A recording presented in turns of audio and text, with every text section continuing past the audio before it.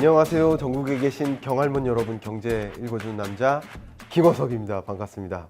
방금 위드 코로나 시대 이 첫 번째 주제를 녹화 끝냈죠. 여러분은 지난주에 보셨을 것이고요. 지금 그러면 코로나19가 장기화되고 우리가 안고 살아가자 위드 코로나라고 명명하는 이 시대, 그러면 금융시장은 어떻게 흘러갈까? 혹시 지난주 실물 경제는 어떻게 흘러갈까? 라는 첫 번째 주제를 안 보신 분이라면 부디 그거를 먼저 보시고 이 두 번째 편을 보시길 부탁을 드리도록 하겠습니다. 그래야 이제 전체 흐름에 지장이 없을 거라고 생각이 됩니다. 자, 코로나19라는 이 생각 자체가 이제 안고 살아가는 느낌. 그래서 우리나라는 위드 코로나 이런 나름의 콩글리시라고 해야 될까요? 이런 표현을 쓰고 있지만 영어권에서는 living with COVID-19, 그러니까 코로나19와 함께 살아간다라는 의미로 영문으로 표시를 하고 있죠. 그래서 코로나19가 계속 우리 머릿속에 맴도는 거죠. 근데 그것이 굉장히 중요한 관심사가 사실상 아니죠. 확진자가 계속 늘어나고 있음에도 불구하고 엄청난 불안감을 갖거나 뭐 그렇지는 않는 느낌이에요. 그래서 이제는 2022년을 준비하셔야 되는데, 여러분이 기업이든 가게든 소상공인이든 2022년에 어떻게 살아갈까, 어떻게 투자할까, 어디에 신사업을 진출할까, 우리 가게를 어디에다 열을까, 어떤 사업을 해볼까, 이런 여러 가지 고민들 하고 계실 텐데, 이제 2022년을 생각하실 때는 코로나19를 안고 기업 경영을 하는 것이다. 코로나19를 안고 살림살이를 살아가는 것이다. 그래서 위드 코로나 시대다라는 것을 강조하면서 말씀드리겠습니다. 그래서 우리가 이제 2022년 경제를 앞에 두고 있는데 달리기를 해야 됩니다. 근데 코로나19 확진자도 있지만 또 더 중요한 것은 백신의 접종 속도, 부스터샷 뭐 이런 것들이고요. 또 그런 변화 속에 실물 경제가 제자리로 잡힌다. 제 지난주에 말씀드렸죠. 잡히는 과정에서 그러면 미국은 테이퍼링을 시도한다든가 금융정책, 통화정책을 이제 긴축적으로 전환한다든가 이런 또 다른 변화가 있어요. 그런 변화 속에서 이 금융시장이 또 한번 거대한 어떤 구조적인 흔들림이라든가 등락이 있을 수 있습니다. 그런 변화에 대해서 좀 말씀을 드리려 합니다. 그래서 2022년 위드 코로나, 2022년 경제전망 책의 발간이 아마 한 주 정도 남았을 텐데, 이 시점을 기준으로 그 내용을 좀 아주 일부만이라도 전달해 드려 보도록 하겠습니다. 테이퍼링의 시작, 그러면 이제 긴축의 시대로의 전환이냐 말씀드려 보도록 하겠습니다. 테이퍼링 계획이 이미 발표되었죠. 그 계획이 어떠냐 하면, 일단 많은 사람들에게 서베이를 했습니다. 블룸버그가 주로 IB뱅크의 전문가들, 그 시장의 컨센서스를 본 거예요. 보면 대부분 뭐라고 생각했냐면 11월 달에 테이퍼링 계획이 발표될 것이다 라고 이렇게 생각을 하고 있습니다. 그럼 테이퍼링을 언제 시작하냐? 11월에 발표되고 12월에 시작될 것이다. 많은 사람들이 금융시장의 컨센서스가 이렇게 모아지고 있다는 것이죠. 페드가 그렇게 생각하고 있다는 것이 아니고요. 그래서 21년 연내 12월에 테이퍼링이 시작되거나 여러 가지 여건에 따라서 그때는 좀 못한다라고 한다면 22년 1월에는 적어도 시작되지 않겠느냐라는 것이 일반적인 시장에서의 컨센서스다. 여러분들도 그냥 요 정도의 컨센서스를 갖고 테이퍼링이 곧 시작되겠구나 이렇게 보시면 좋을 것 같습니다. 물론 11월에 정말 발표가 된다면 이 발표 내용 이후에 제가 여러분께 다시 한번 말씀드리겠지만 이 이변이 없다면 이렇게 전개될 것이다. 테이퍼링의 기간이 중요해요. 왜냐하면 테이퍼링을 10개월 동안 진전시킬 것이냐, 아니면 12개월 동안 진전시킬 것이냐, 뭐 얼마간 그것을 진전시킬 것이냐에 따라서 테이퍼링 정도가 정해지겠죠. 이해가시죠? 예를 들어서 좀 쉽게 계산하기 위해서 100억 달러를 지금 양적 완화를 하고 있는데 10억 달러씩 줄여나간다. 그러면 10개월이 걸리는 거잖아요. 그럼 10개월로 한정한다면 매월 10억 달러만큼씩 줄여나갈 거 아니에요. 그러니까 양이 정해진다는 거죠. 근데 또 이게 왜 중요하냐면 테이퍼링이 종료되는 시점, 그 근처에 뭐가 시작된다? 기준금리 인상이 시작될 여지가 굉장히 높다. 그렇기 때문에 미국의 기준금리 인상 시점을 예측하는데도 테이퍼링의 횟수 혹은 기간, 그 정도, 이것이 중요할 수 있겠죠. 근데 테이퍼링의 기간을 보통 8개월 정도로 두고 있습니다. 그러니까 8개월 정도로 두고 있다는 얘기는 2022년 한 해 FOMC가, 그러니까 통화정책 의사결정 회의가 8번 열리죠. 그럼 8번에 걸쳐서 이루어진다. 특히 만약에 12월부터 시작된다면 2022년 연내에는 테이퍼링이 끝날 것이고, 그 끝나는 시점에 물론 그때의 고용 여건, 물가 여건, 경제 회복 여건, 이런 것들을 기준으로 판단을 하겠지만 그쯤에 이제 기준금리가 서서히 인상될 수 있겠다, 이렇게 보시면 되겠죠. 그럼 기준금리 인상은 언제일까?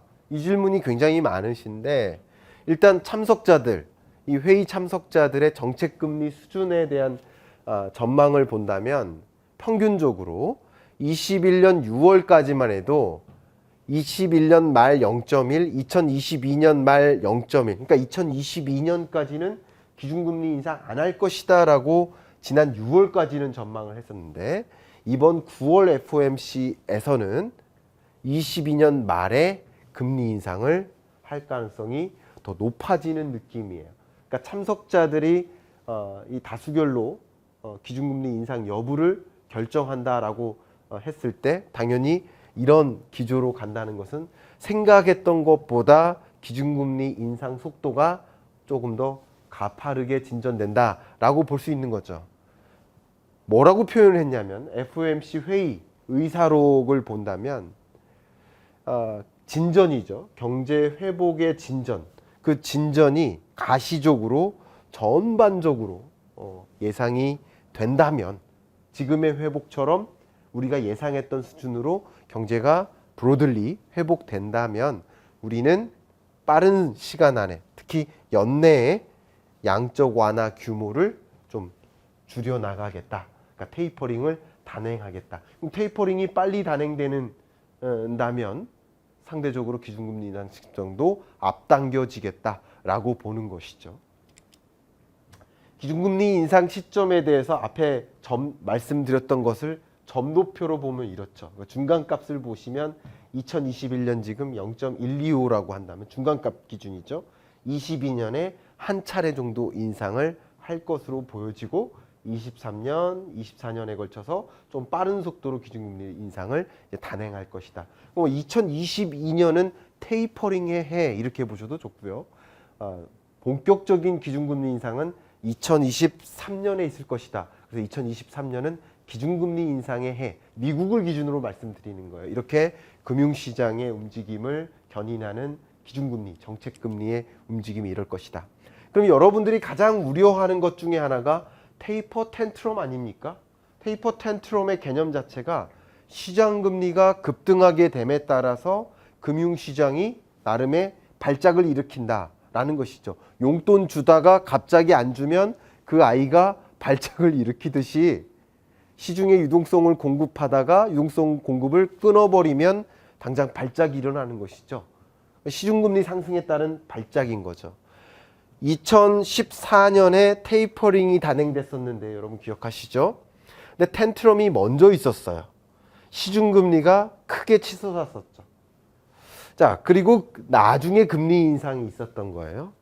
그러면 21년에는 어떨까? 21년에 테이퍼링이 시작되거나 22년에 주로 테이퍼링이 진전되면 테이퍼 텐트럼이 발생할까?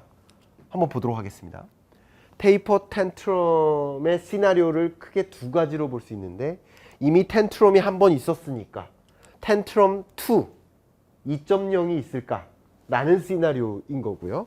그 다음 테이퍼 텐트럼이 없을 수도 있습니다. 없을 수 있다는 시나리오, 그 두 가지가 많은 시장에서 이제 얘기가 되고 있는데, 일단 시장에서 뭐라고 얘기하는지 그 근거를 좀 말씀드려 볼게요. 간략하게 하겠습니다. 테이퍼링 선반영이 미진하다. 텐트럼 이후 14년에는 보시는 것처럼 텐트럼 이후 테이퍼링이 진행됐죠. 그래서 테이퍼링이 진행되기 전에 텐트럼이 발생했었는데 14년에 테이퍼링이 진행돼서 금리 경로를 통한 시장 충격이 미미했었어요. 근데 이번에는 장기금리가 보세요. 장기금리가 이미 낮아요. 실물경제 회복 수준보다도 낮아요. 이때는 금리 수준이 높았단 말이에요. 실물경제 회복 속도보다도 높았어요. 그렇기 때문에 그것에 따른 영향이 미미했었지만 지금은 금리 수준이 실물경제 회복 속도보다도 낮기 때문에 테이퍼 텐트럼, 시중금리가 뚜렷하게 상승하게 될 경우 이것에 따른 충격이 클 수 있겠다. 그러니까 시중금리 상승이 크게 이어질 수도 있겠다라는 거예요. 이미 너무 낮은 수준이기 때문에 그렇다라는 말. 이게 첫 번째 근거입니다. 두 번째는 과잉 유동성이 축소된다. 팬데믹 이후에 글로벌 유동성 과잉을 주도해온 연준의 정책 전환은 실제 유동성 감소분 이상으로 국제금융시장에 충격을 줄 우려가 있다. 정책 전환의 압력이 있다는 거죠. 미국뿐만 아니라 그 밖에 뭐 뉴질랜드, 캐나다 이런 수많은 나라들에게 우리나라에게도 상대적으로 압력이 있기 때문에 먼저 선제적으로 금리 인상한 거 아니겠습니까? 그러면서 과잉 유동성이 축소되는, 그러니까 미국만이 아니라 세계 전체적으로 과잉 유동성이 급박하게 축소되는, 그렇기 때문에 테이퍼 텐트럼이 있을 수 있다라는 것이고, 금리 인상 기대를 촉발한다. 2013년에 테이퍼 텐트럼이 발생했던 이유가 연준의 자산 매입 축소 시그널이 조기 금리 인상이라든가 인상폭 확대로 이어질 것이라고 예상했었던 것처럼 지금도 테이퍼링의 시작과 테이퍼링이 더 생각했던 것보다 앞당겨지는 것처럼 이름에 따라서 금리 인상 시점도 앞당겨진다. 금리 인상을 예고하다시피 한다. 그렇기 때문에 시중금리가 먼저 크게 치솟을 수 있겠다. 가장 중요한 것은 치솟을 수 있는데 그때랑 지금이랑 금리 그 레벨 자체가 낮기 때문에 올라갈 여지가 훨씬 더 높다라는 것이 주요 시장의 논리입니다. 근데 테이퍼 텐트럼 없을 수도 있다라는 논리가 있는데 연준의 성공적인 사전 정지 노력이 있다. 왜냐하면 한번 경험했기 때문에 그 경험을 기반으로 해서 시장에서 기대 자체를 낮추는 거죠. 계속 뭐라고 합니까? 통화정책 체계를 개편하죠. 이건 좀 어려운 얘기지만 제가 이미 경제 읽어주는 남자 시간에 얘기했습니다. 평균 물가 목표제를 도입했다라는 거죠. 일시적인 물가 상승세가 뚜렷하게 나타나더라도 그때 기준금리 인상하는 것이 아니라 중장기적인 물가 상승률을 고려해서 기준금리 인상 여부를 결정한다. 그러니까 기준금리 인상 속도를 더디게 만들어 나간다라는 것이고, 포괄적 고용이라든가 지표 기반 포워드 가이던스 계속 주고 있고요. 또 정책 정상화 기준을 제시하죠. 뭐 에반스 룰이라든가 뭐 이런 거, 시장과 끊임없이 소통을 하고 있죠. 이런 것들이 계속 포워드 가이던스를 주기 때문에 이게 텐트럼으로 이어지기 어렵다라는 것이고, 또 연준이 상대적으로 정책 금리를 인상하는 그 속도를 강화하려고 하지 않아요. 매우 신중합니다. 그래서 그것을 한마디로 베이비 스텝 룰이라고 하죠. 기준금리 인상 시 속도를 뭐 굉장히 높게 가져가거나 이러려고 하는 것이 아니라 테이퍼링의 의미 자체가 베이비 스텝 룰 아니겠습니까?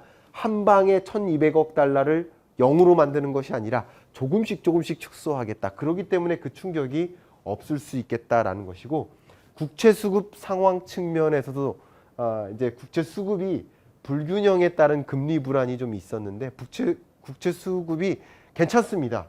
국채 수요가 감소하지만 국채 발행도 축소될 것으로 보고 있기 때문에 국채 수급도 괜찮아요. 그리고 경기나 물가나 이런 것들도 고점을 통과합니다. 고점을 통과해서 경기 회복세가 둔화되고 인플레이션도 좀 완화되고, 그렇기 때문에 기준금리 인상 속도를 지금 생각하는 것만큼 가져가기 어려울 수도 있다. 생각했던 것보다 더 더디게 그때쯤 되면 22년 말이나 23년쯤에 한번 그때 또 보세요. 정말 지금 생각했던 것처럼 쭉쭉쭉 금리 인상을 하는 것이 아니라 그렇지 않을 수도 있다. 그렇기 때문에 텐트럼이 없을 수도 있다라는 거, 이 두 가지를 보시고요. 저는 개인적으로 시나리오 2에 더 무게를 싣고 있습니다.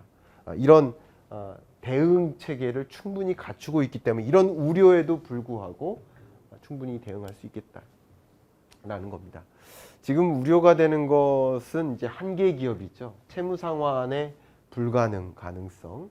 그래서 코로나19가 장기화되다 보니까 지금 기업이 경영 활동을 열심히 하더라도 그 매출액 가지고 원금과 이자를 상환하지 못하는 기업들이 발생하기 시작합니다.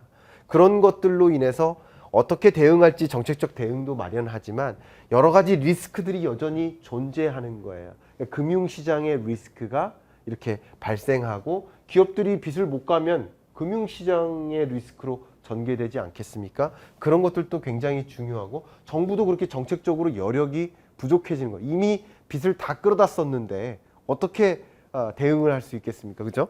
그런 것처럼 정책 여력도 부족하다는 것이죠.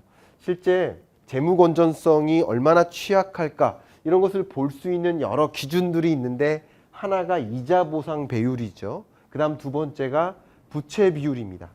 이자 보상 배율은 말 그대로 영업이익을 이자 비용으로 나눈 거예요. 그러면 이 이자 비용 자체가 쉽게 말하면 1 미만이라는 것은 영업이익, 그러니까 영업이익 가지고 이자도 못 갚는 거예요.